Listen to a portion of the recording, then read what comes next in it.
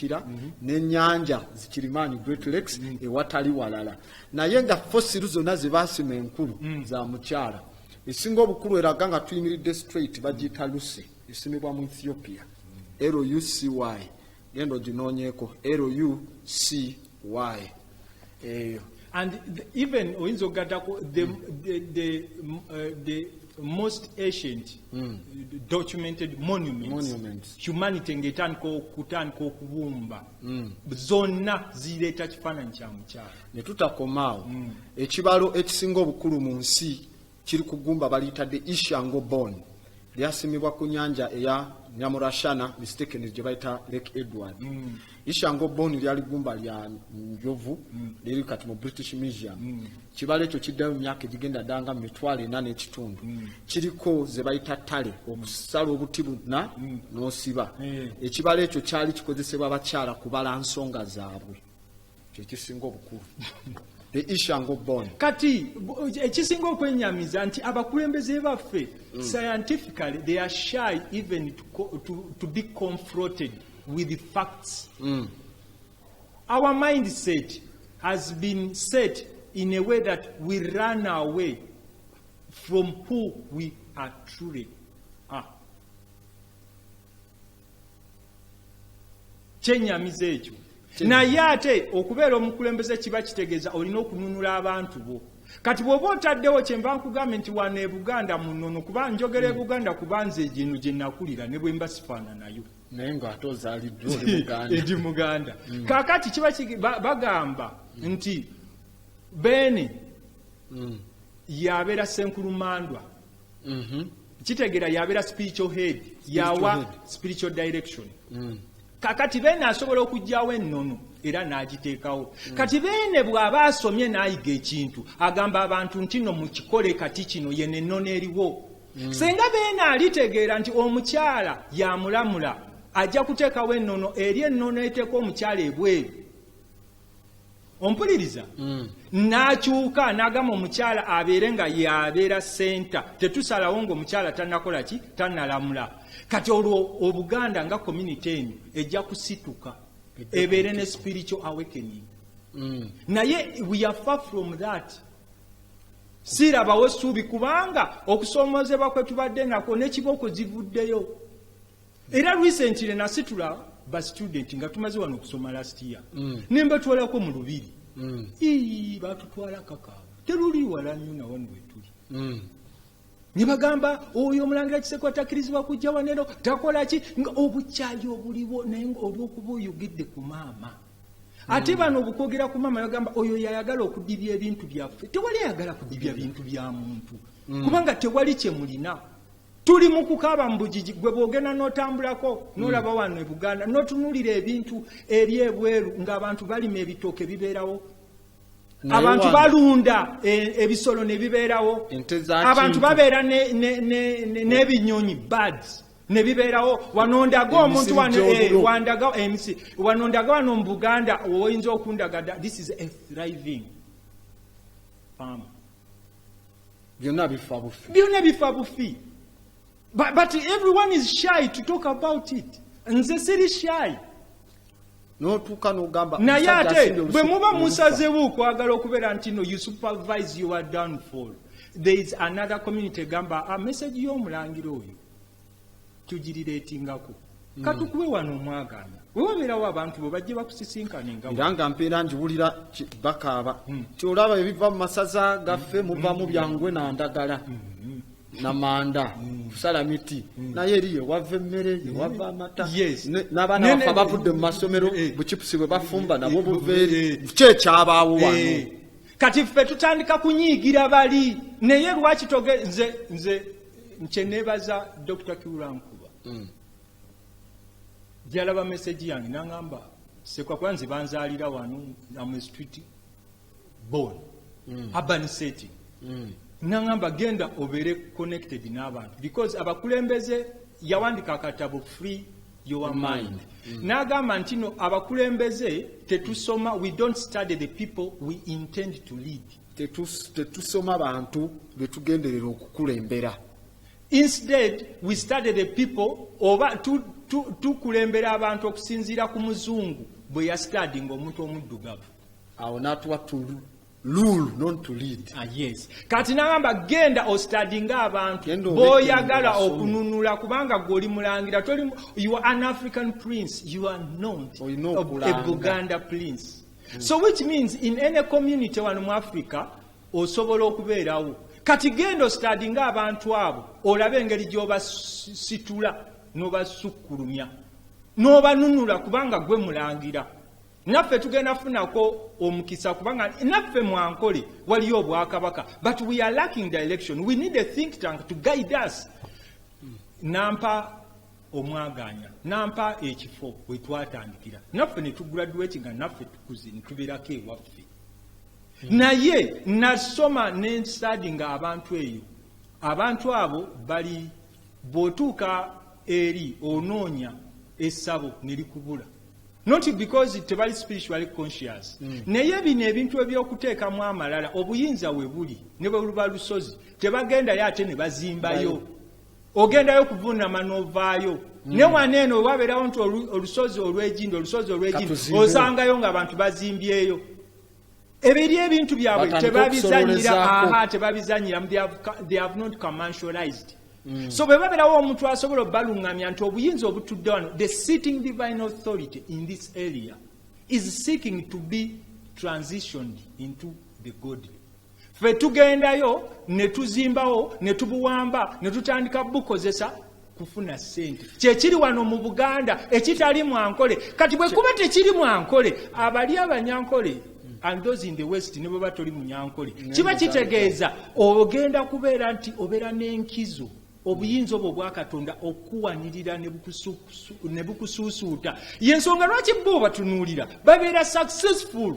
Bangamba ng'osuddewo wakati omu mukwano gwange ava Mitooma eyo Taishaka n'ogenda yaŋŋamba abantu baffe bava eno ne bajja ne bakulira e Kampala ne basomera e Kampala ne bayiga enkola ya ssente y'e Buganda ne bakomawo ne bazimba ku kitagata kyaffe nga beeno ne batandika okisolooza kati tekikyaleeta.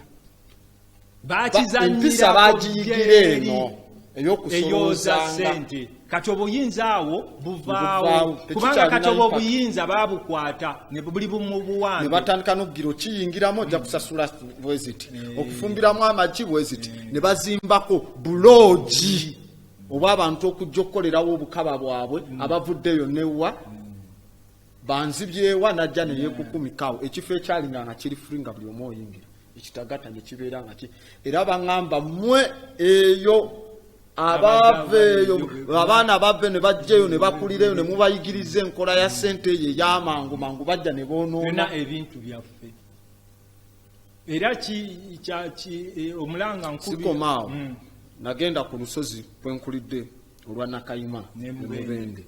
Nagenda otuuka baaluzimbako olubiri ffe twayitangawo awo nga katonto tugira ne baateekawo okuyingira kusasula ne balu enkapasinga basabirawo ebiwandiiko byo ebiwandiiko byo ne batakomawo ne bateekawo engabo ne ebiri awo ne ŋŋamba wano we twakuliranga ffe nga ku lusozi olwo nga twakagendayo nga bw'ojja n'otagenda ku lusozi olwo kuseesa mu kyoto oteekayo eno amazzi oluggi ne lweggala ogenda otuuka mu basitabu nga tegalimu nga batugamba olina osooka ogenda wali neweeyanjula kuba ku lusozi olwo ng'abantu batambula ekiro nabulirako nako nemala mbuze nenge ekkubo ndimanyi paka ensonga we yakola ki naye kati terikyaliko ekyasinga n'okuneewunyisa natuuka ng'ettabi eddene eriri eno ku mabeere nga lyawuguka ne ligwa ekitabangawo emyaka gye mbaddeyo egigera myaka nga 3 ekitabangawo ne tukomaawo ne ntambula ne ŋŋenda ku mbuga y'Abamweyana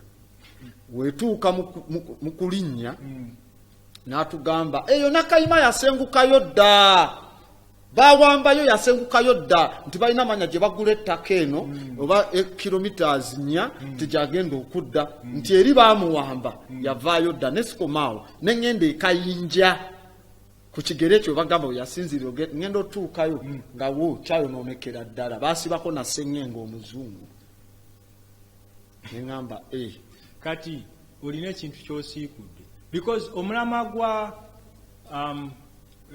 broadcasting infrastructure, powering TV Africa. The philosophy is the right to know. Kakati, tulwana okulaba nti amazima tugateeka ku mmeeza naye ng'amazima ago ebiseera ebisinga nti bw'obeera ng'obadde muddugavu ng'oli mu buwambe amazima gakuyisa bubi kati mutusonyiwe abo bekikosa naye ate bwe buweereza bwaffe ago ge mazima kati wuliriza kino kubanga nakyo nga bw'okyogeddeko wano e Buganda tewakyaliwo obuyinza buliwo obuyinza wano e Buganda bwakwatibwa bubi ne buvaawo ne bugenda kati buli mu bifo birala abantu nga bwe batambulanga ne bajjanga e Buganda ate ejjukira nti obuyinza obwabadde wano Buganda the sitting divine authority ebadde eservinga the entire Great Lakes region zonna Great Lakes kubanga nze nayogerako waliwo omulangiro w'enkizo Mwankole is a contender bwa kabaka y'omu ku bantu abasuubirwa okubeera nti naye yandibadde atuula ku Namulondo eyo bwe yafuna omukisa okundaba yaŋŋamba nti nze bulijjo mbadde nkimanyi waliwo ekifo Mwankole bakiyita Lwentuha ogenda oba otuuka kiri mu Bushenyi kati osanga Luganda lwe lwogerwa ne bagamba oyo abaddewo emyaka 2 ne Buganda 3 Lwentuha kitwawo Lwentuha waliwo n'ekifo ekirala bakiyita Bunyaruguru Bunyaruguru eri mu buyanja ng'ogenda kutuuka ku Queen Kabalega National Park Kabalega National Park waliwo n'ekifo ekirala kiri mu Ibanda naye abantu ab'enkizo abalamula spiritual issues bakastodian b'ennono Mwankole ogenda okwewuunyisa nti bakastodian Baganda nga bw'aŋŋamba ffe Abaganda wano mu Great Lakes region twaweebwa enkizo okuuma byamisambwa kiyinza okwewuunyisa nti buli muntu ave e Congo ave e Tanzania ajje wano eno kati ffe Abaganda kikwewuunyisa nti mu nnono ey'olubereberye obwakabaka bwa Nkole okusinziira ku mulangiro oyo obugabe the special forces brigade eyakuuma nga balangira n'abambejja babeeranga bambowanga bava mu Buganda nga bebakola security Obuganda bwalamulanga obwakabaka wano wonna mu Great Lakes region not because they want to preside over in a way ntino egezaako nti tubawambye naye yabeeranga Obuganda bwe bwabeeranga maama eyasitulanga n'awanirira obwakabaka bwonna obwetooloddewo kikwewuunyisa kati Obuganda buli narrowed ku masaza geographical location Obuganda bwali busobola okulamula Africa yonna singa abalangira n'abambejja bamanya obuvunaanyizibwa bwe balina bwe babuvaako bali wanini ku kantu akatono naye n'ako akantu akatono kajja kuggwaawo singa baba tebegendereza senga tebasitukiramu kusitula maama ekyo tekikoma ku Baganda bokka ffe abaddugavu wonna gye tuli kubanga ab'enkizo nze nina legitimacy commentinga ku nsonga eziri culture kati siiza bane zibeera religious spirituality and culture naye business area abakulembeze mu business community abakulembeze mu political circles buba bukulembeze kubanga fenna leadership is all about how you harness effectively the instruments of power yes, kakati these instruments of power are owned by a woman kati bw'obeera mukulembeze in any shade of character political religious business and otherwise nga instrument gy'okozesa okubeera nti no you effect your leadership call ng'omukyala talina nkizo mu bulamu bwo naawe tolina naye I'm not a politician and I don't aspire so sijja kwogerera bannabyabufuzi naye bagamba tetumulondo oyo alina omukyala naye mu mu nsonga eziri culture sobola ozoogerako ate these notes zikola bwoba obukulembeze kuba tulwanirira kubeera nti no tubeera relevant eri humanity so bwe bubeera bukulembeze decisions ze tukola tuzikola ate ne zibeera nti no ziteekawo obujiji eri abantu kati buli muntu yenna ng'oli musajja ng'owulira olina okuyitibwa okununula abantu bo kyolina osooka okukola sooka onunule omukyala omusitula omuteeke ku ntikko kati awo ojja kuba musajja awo omulamwa. Nsaba tugendeko mu illustrations ezo kuba nina obudde butini tuveeyo mu illustration ezo nga tunyonyola then tulyoke tugende mu masimu. Okay, we can have illustration 1. Illustration 1 etwa recap gye twava kubanga omulamwa gwa Big Girl Academy kukuzzaayo maama ku nnono. Return to Eden. Illustration 1 Return to Eden. Kubanga eyo twagikolako programu yaayo nalwo naye abatagiraba kati mu Return to Eden, that's the illustration, that's the philosophy. Tugezezaako nnyo okuteekawo yeeyo kwe tuzimbidde academy tuzaayo maama mudya.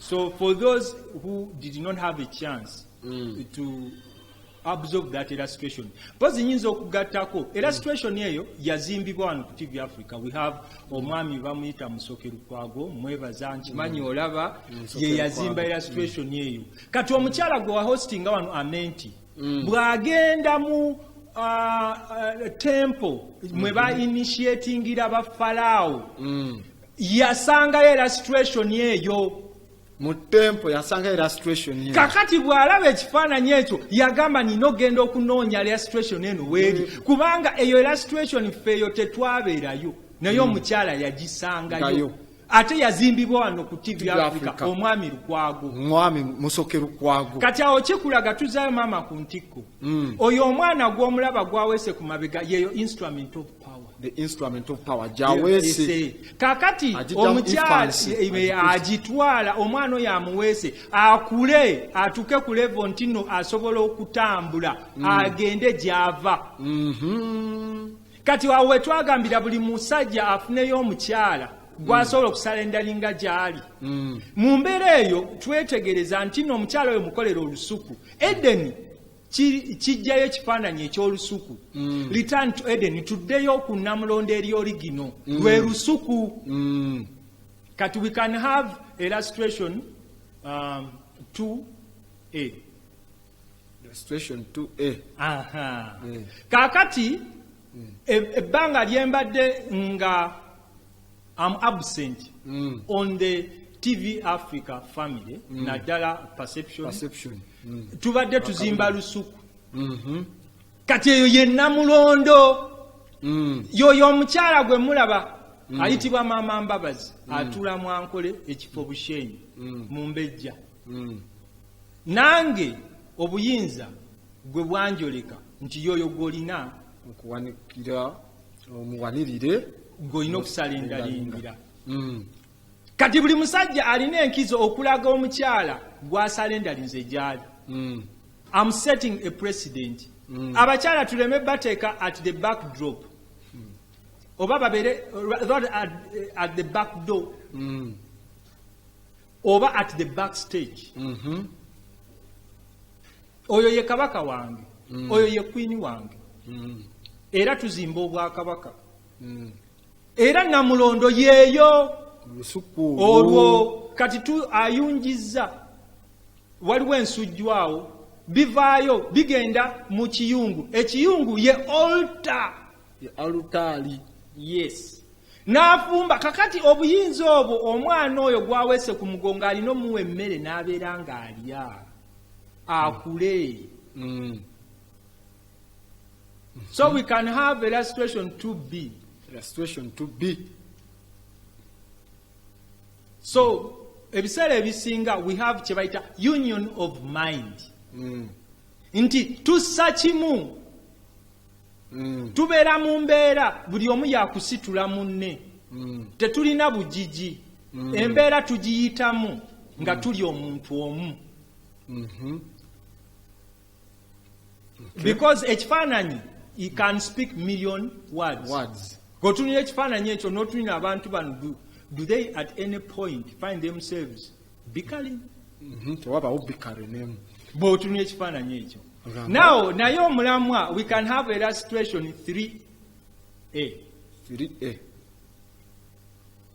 Kakati eyo the premises eza Big Girl Academy.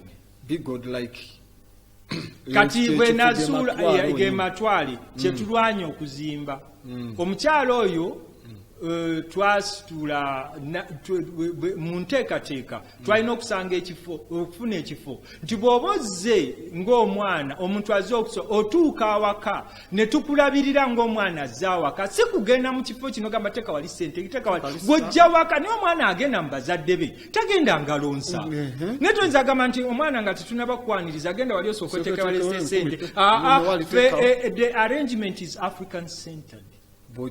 Our students are our children. Baba baana. Kakati wano wenkubira omulanga ekifo ekyo tukipangisa.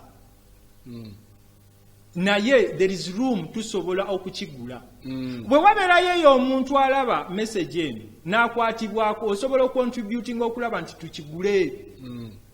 Kubanga omulimu nze nabagamba mu season eyasooka nti nze calling eno yankwata nze sirina mulimu era nebaza abo bonna abagira mu mulango ogwo okimanyi nabeeranga awo ngenda okulanga ndaba ya time ku simu wange wa 15 n'okubira oli agikusindikidde n'agamba nze omwami aze wano oba omukyala aze wano n'agamba nteeke ssente airtime ku simu eyo abo bonna mbeebaza mwebale naye tukitwale ku level endala tulina okugula ekifo ekyo nga bw'ogenda bw'ojja otulina bwebakwaniriza ne tusoma n'omanya nti naawe osobola otya okuzuula omuntu ow'enkizo gwe mulina otambuza ensonga ozuula otya omuntu gw'olina okukolera namulondo ozuula otya omuntu gw'olina okulaba nti muntu oyo bwe naaba ntambuza naye nja kuba nzizizza maama mu ddya.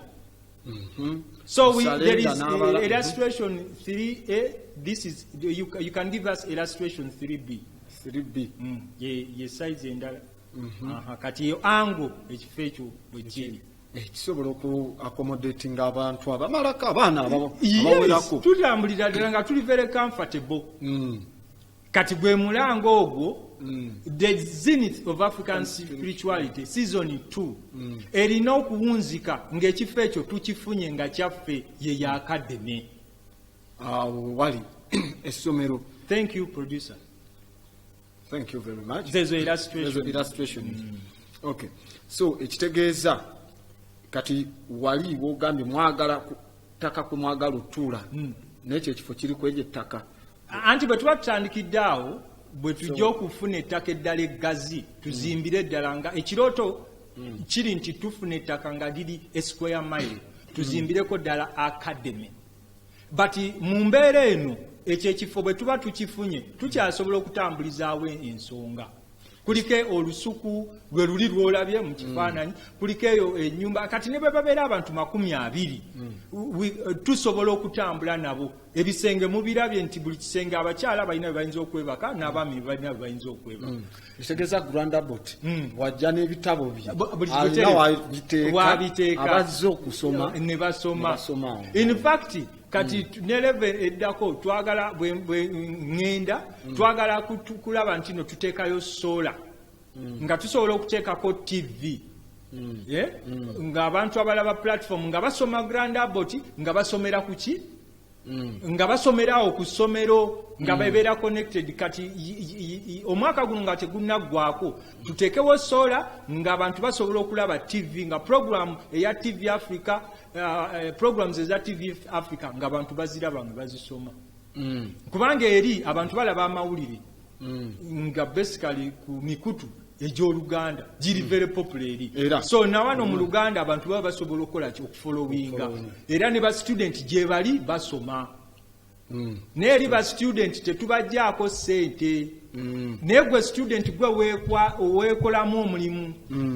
Kakati gwe tuzimbe enteekateeka nti n'omwana wo anaasobola okugamba nti omwana wange n'oteeka ekiraamo ng'okola eddaame bw'owuliranga ng'ebintu bikusobye ogendanga n'onoonya ekifo kye bayita Big Girl Academy oba ogendanga ku TV Africa bajja kulaganga we kiri n'omwana wo n'akisanga n'agenda n'asoma. Kakati nze nga sinnaba kuzimba Big Girl Academy era kino nkyogera era neetondera benkoseza lwa abantu nuyani bagakale ku magezi go nobeera nga totuyambye watusala yes nabasala naye obulamu bwange buliko nanyinibu ebitone bye yabiteekamu for a reason era eyo reason yensonga lwaki ntambuza bwentyo bantu bangi benkosezza ne disappointinga abamu kubo bibaana bange kubanga ne mu kiseera kino tetukyayogera bo bamanyi nze nabavaako naye siriwo okubeera nti ndiwo ku lwansi nasalendalinga obulamu bwange eri omulamwa gw'okusitula maama. Katufune ku masimu. Studio line eri open ku 07531932 katufune ono. TV Africa halo. TV Africa halo. Halo. Okay.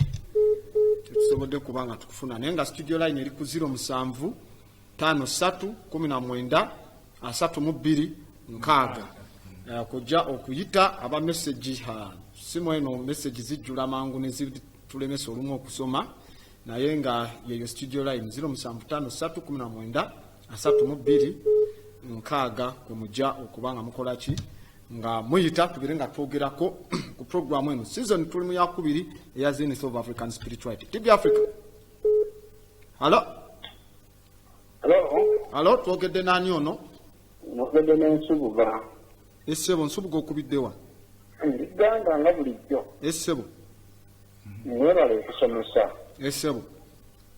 Naye bingi nga kitulimanyi. Naye kale tuweereddwa wamu omukisa onako okusiŋŋaaniriza kitanitu. Naye tumadde musaba. Otebyafrika. Essebo. Programu eno ya perception nakitono gituddiramu kalipiiti. N'abamu tusembayo bwebbizimu mulolamakanye n'esiŋŋaani kugulwandiwa. Singa babugize mu ssaawa eyo nga 5 oba 6 n'obanga nti bw'okomeddewo ojja kusangako pulogulaamu yo. Ekyo mbadde nkusaba management batuyambe batuteeko oba kiro oba 4 omuntu wakumerawo amanya nti nemba nkomyewo nga mudde kumulimu. Essebo.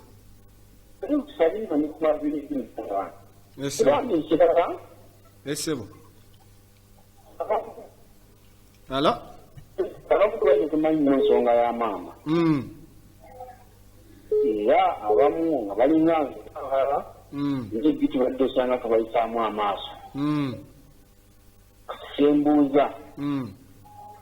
Maama nzaala oba mukyala wange. Okay. Kimazala kutangazibwamuko. Okay. Mwebale kuweereza bange. Essebo tujja kuba tukutegeeza Ssebo. N'omulangira mutumidde. Nange bwenge Ssebo. Essebo. Ab'Eganda bonna batulabire muganda wange ayitiddwa aba ensubuga okuva Eganda. Studio line eri open. TV Africa halo. Gwanda bot obulamu buli butya. Essebo bulungi yogerako n'omulangira Kisekwa gwani okubiddewa. Ono Buwembo Kasule mukono Buwembo Kasule mukono. Essebo mukulu Kasule Buwembo. Badde ndudde okuwuliza ku ennaku zino obadde mukambwe. Nedda Ssebo. Webale tukomezawo omulangira oyo. Essebo. N'ebintu byayogera nga biringa ebya Bayibuli. Bano Ababayibuli babalibbe oba. Ajja kuba kutegeeza. Naddala nga ku nsonga ki? Ayogedde olusuku waliwo eri gye tuwulira olusuku lwa Edeni, Katonda n'atonda olusuku lwa Edeni. Ayogedde omukyala waliwo ono bwe tuwulira simanyi Mariya n'azaala Yesu biki omwana ku mugongo. Essebo. Naye katweyongere okusoma katweyongere okwetegereza mundabire. Essebo. Yenze yajjakawo ku studio ne twogera naye maaso ku maaso. Essebo. Gwe wajja ne mukyalawo. Nze yaga nti omukyala kati ennaku zino okuva bwe yatusomesa luli olwasooka ndiisa buti. Kati ate oba osiimye kati bulijjo oli ludda wa yongera okomewo gy'osome okulaba ngeri gy'olina okukwatamu omukyalo oyo. Naye ngenda nakkutanza embuzi. oyo tumutanze yeyandibadde asooka n'okujja mu academy bwe yakwata message eyo omukyala ebintu mu maka najja n'ampa testimony. 07531932 studio line yaffe eri open ayogerako ne mulangira Kise ku TV Africa. Alo Esebo gye baliko onaani erinnya lyo gwani okubiddewa? Bangaro batiwano sebo kumpebero. Ani sebo? Bangaro batiwano sebo kumpebero. Esebo. Bangaro batiwano sebo kumpebero. Esebo tesa tukuulira muganda wange. Basi wale kutuzula mwa. Yes sebo. Oyinayo gwe wasala endalingira naawe? Naye wanji? Naye programu eno mwali tutudde kuba oluusi tetulwawo kubanga oluusi tetulwawo okunyuka naye kasawo nga sawo obanga nga nnyo oba ttaano ez'ekiro kale gasebo mbere bulungi tubagaza birungi byereere kale sebo naffe tubaagaliza birungi bwereere. Okay, studio line mbagambye kyali open gy'olabaawo ku telefayina ku 07531932 kutusobodde okuba nga tuyitira bw'okuba n'osanga eri bize tokoowa weyongera okuba nga okuba tujja kuba tupiikinga. TV Africa, halo TV Africa, twogera n'ani ono? Rwanda bot. Esebo gye bali ku gwani sebo erinnya lyo? Esebo mukulu Mbaziira. Kakati. Batinja gadde mano. Esebo. Mwami Kisekwale kinamba esimu ya mobile money. Okay. Esebo tukubulira mukulu Mbaziira. Tulabenga ekisuula kwataganamu. Okay. Esebo nja kuba tumutegeeza naye. Esebo muganda wange Mbaziira oyaba wanyonyi munnange muganda wange. Studio line eri open katukozese obudde obwo tubeere nga twogerezeganya ku nsonga eno kuba etukwatako. Tuli mu Zenith of African Spirituality. Tuli mu season ya 2 esooka twagikola dda omwaka ogwedde. Abataaliko obutambi osobola obufuna eno ku TV Africa oba n'ogenda ku page yange ya Grand Abbott mu capital letters GRAND ono Abbott eba A oba A baba 2 O ne T ojja kuba osangako stream eyo osobola okuba ngokola ki nga oyita katulabe tusobole okufunako ne ku message. Okay. Ono Kizito ekyanja naye munange aba message nja kwetaaga lumu producer wange ojja tukiryalingira line ya message eyo kubanga ebeera ebiseera ebisinga yeetuumako naye nga studio line eri open osobola okwogera ne Mulangira Kisekwa ku 07531932 oba ne Grand Abbott nga bwetwogera ku nsonga ezo nga bwetuba ng'abaddamu ku bintu bino ebimu ebyenjawulo. Ng'omukulu Nsubuge yabuuzizza okuva Uganda nti otegeeza ensonga ya maama otegeeza maama muzaala oba mukyala we.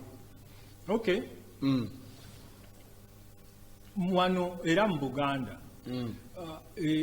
mu nnono yaffe tukimanyi buli mukyala alina ebbeere abeera ki? Maama oba mukyala buli alina ebbeere abeera maama. Abeera maama. Ate bagamba buli omwami yayambalanga ekkooti abeera ani? Taata. Tulina kukyusa ndowooza nti tulekerawo okulaba abakyala as sex symbols ng'obubonero bw'okwegaddanga. Tulaba abakyala nga bannakazadde nga bakatonda baffe. Ekyo kye kiba kitandikirwako. Era akantu kali bagamba oba mukyala wange oba maama wange naye era nze nagamba era nkizeemu nti omukyala ayinza okuba maama wo ayinza okuba mukyala wo ayinza okuba sengaawo, ayinza okuba mukwano gwo, ayinza okuba muwalawo, ayinza okuba muzzukulu wo, naye oba jjajjawo, naye ye muntu gw'osalendalinga n'ogamba nti muwuliriramu nga toli oba mukamaawo nga kyengambye mukwano gwo. Kati omuntu oyo n'obeera nti tolina ky'osalawo okuggyako ng'amaze okukola ki? Okusalirawo. TV Africa. Hello, TV Africa. Hello. Esebo gye baliko twogedde n'ani ono sebo?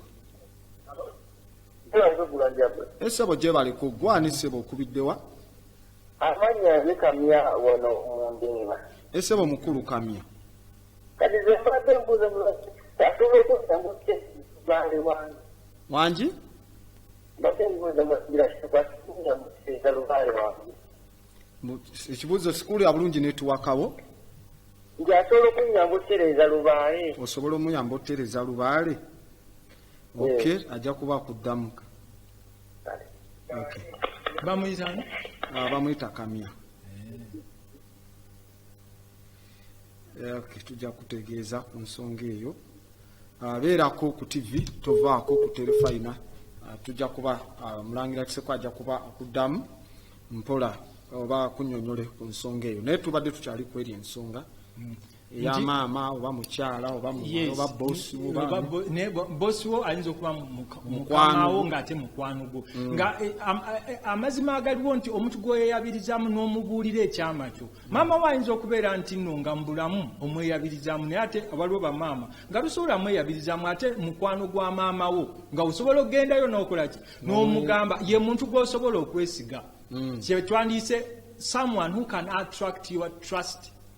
Someone whom you can trust and have confidence. Ntino obuvumu obwesige mu byonna by'omukwasa. Era ye muntu gw'osobola confiding into.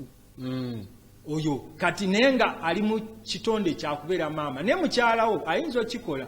Naye ate abamu nga relation tekitegeeza nti ove ku mukyalawo no. Kiba kitegeeza nti oli mu kusoma, oli mu kukula. Ntino otuuka okubeera ntino osajja kula kubanga abasajja ffenna we tuli tukyali baana ne bw'oba oli myaka 8 kubanga tetufunanga mukyala gye tugenda ne tusalendalinga n'atukuza. Kakati kyova olaba we always have the boy in us.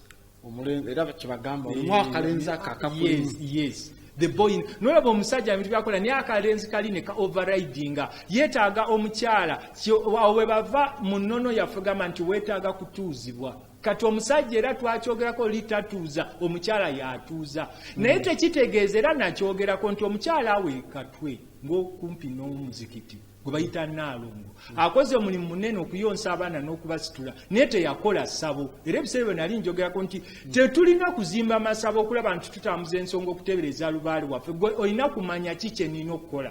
Oyo Naalongo yakitegeera yova olaba nti omuntu agenda n'alyawo ne kimuwaliriza okuddayo n'abeera ng'alya. Bw'ategeka emmere ye aba aliisa omwoyo omuzimu n'omubiri. Omwoyo omuzimu n'omubiri kyova olaba ajja kubeerawo lubeerera. Kati ye yakola wolotaali ye yakola wolotaali kuba n'agamba wolotaali kyekiyungu. Kati abantu bagenda ne basinza ku wolotaali naye nga yali very creative nebeera presented as a kitchen and a restaurant.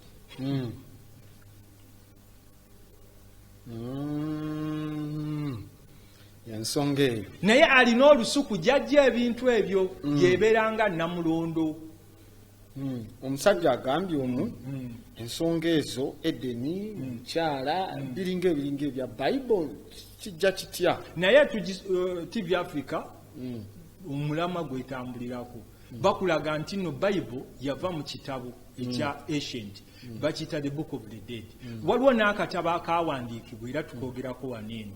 A Greek philosophy is the Egyptian stolen legacy. Kakati amadiini gano gonna gava mu African philosophy. Kuba wendaba gwe bagamba omukulu akyasinze owandiika ebya theology eby'amadiini ayitibwa Hesiod, Greek oyo ng'awandiika the poems of Hesiod ebitabo nga 13 yasooka kujja mu Africa. bawe spelling y'ekigambo ekyo bayinza okigugula. Hesiod is H-E-S-I-O-D. So ononye kitabo kye bayita The Theogony of Hesiod.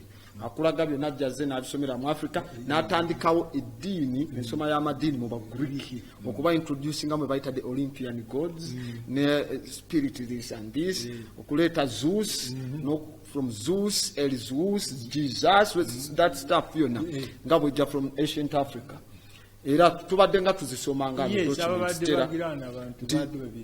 bano bakwata bwino waffe ne bamutwala ne beewandiikamu ne baddamu ne bamu packaginga ne bakomyawo ng'amannya agali mu sigaffe nga ne concept bongeddemu ezimu ezitali zaffe ne badilutinga kubanga biri basaabulula kubanga biri ebirala byali bizito nga tebasobola kubitegeera ne basaabulula kati ffe bye tuliko bisaabulule. Yes tulinganga aba Bible naye yeye nnono yaffe ey'olubereberye nga bali aba Bible bagibba bubbi.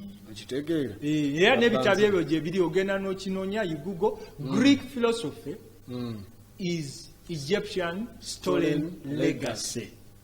Akatabo ako gye kali era kalambulula ensonga eyo. Waliwo n'omwami mulala abuuzizza avuddeyo n'agamba nombazira kusabye namba mobile money omukulu Kamya agambye osobola omuyambo muterezeza omukulu Kamya ojja kujja olabe Grand Abbot oba bw'oba otuse ku TV Africa obuuza Omulangira Kisekwa. Yes ensonga eya Lubaale erina akakwata okubeera nti maama bwe tumuwa enkizo Lubaale ateerera. Kakati eri omwami eyasabye enamba y'essimu era eri oyo yenna alina okukwatibwako nti tusobola okuwanirira omulamwa guno. Enamba eri 0751 ana 15 ereeta amannya gali asatu okusinziira ku mannya agali ku ndagamuntu. Kuliko Yusufu Mubiru Kisekwa. Yusufu Mubiru Kisekwa. Enamba eri 0751 ana 15. Nsubire enamba eyo mukulu Mbazira n'abalala mugifunye. Loza n'omulala yeetaaga okubuzaako ensonga ezimu abamu tebaagala zisa osobola okuba ku simu eyo naye ebiseera ebisinga bw'obanga enamba sigimanyi kiba kirungi n'osooka onsindikira message n'ogamba nti Mulangira nze gundi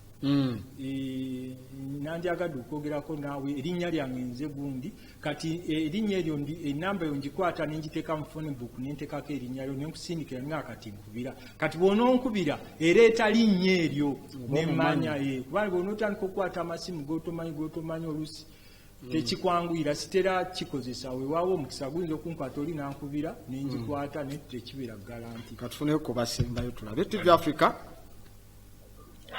Hello, ani ono? Banange leero batondese. Ani ono ssebo? Nduse sanze programu wa Mugabi Derek. Mugabi osigalidde. Yamwankutte naye enfubutuse emisinde n'envuga n'enziruka nsanze ondese manyi na kumanya. Naye Omulangira mwebaza. Ssebo. Newankubadde musanze amaliriza. Naye balime ddala etofali lyateeka ku byobuwangwa byaffe. Programu eno tujja giddamu ku Saturday ekiro ku ssaawa 5. Nja kugiwuliriza mbeera era olaba nzize misinde nga nvuga naye Mukama Katonda nsanze amaliriza naye webalenge okutumbula enzikiriza yaffe kubeera eyo gyenzikiriza yaffe era kiba kigamba abantu nti Yesu lubaale w'Abayudaaya tebakikukkiriza okusinza lubaale w'Abayudaaya nga naffe tulina lubaale owaffe. So Mulangira neeyanzizza nnyo okuba ng'osobola okuvaayo n'oluŋŋamya abantu engeri y'okuvumula nga tukozesa ensinza eyaffe ate naawe shaka nkwebaza tusobola okunoonya abantu webazi nnyo webalire ddala Mugabi Derek mayiro. Ese Omugabi Derek tweyanziza nnyo nga sinaba kwerabira nange neebaza abo bonna bakubye essimu naye okusingira ddala neebaza ab'ewa Kisekka mutufudde kye tuli nakitegeerako omanye emabegakaawo nalikaawo ewa Mubaraka abambalaka balaba nnyo puroguramu enaddala zini South African spirituality ne nali nsuubira nja kubuuza ku bantu naye nga simanyi ddala wawe muli mbalamusizza ewambalaka ntumira abali mu lubiri awo wansi abali bonna mu mbiri ze sijja kumenya naye nga mutulaba mbalamusizza abantu be twatambuza nabo ensonga tekiba kya bwenkanya kubamenya nti no mu lubiri bwe luti naye nkimanyi waliwo embiri ezimu batumbudde batulaba mbeebaza nnyo mmwe essuubi lyaffe erya Buganda muliwanirire kirungamu nnyo ku nsonga y'okubanga puroguramu zino tuziddangamu buli kiro nina puroguramu ze ninanga okulondamu okuddamu bakama bange balabi ba perception munkutte bankutte they have held me hostage bankutte mu buwambe obokuba puroguramu eno eddibwangamu buli kiro naye tekijja kusoboka si buli puroguramu nti ejjankuddibwamu eno zini South African spirituality ejja kuddibwamu ku Saturday oba ku lunaku olw'omukaaga ekiro ku ssaawa 5 then tujja kuddamu ne program tujja nkola program 2 ku lw'omukaaga ne ku Sunday ziddibwengamu endala ekigendera kya program eno nti twagala emijiji emito gisituke nga gyemanyi ng'egy'Abafirika naye bw'otunulira ku biterefayini ebiri eyo ssaawa zino baba bali ku music ew'abakazi abamansula bafudde ekifaananyi ky'amaama okuba omumansuzi sexual object ng'ennyimba basobola ozeddownloadinga ne baziraba naye no information we aba agenze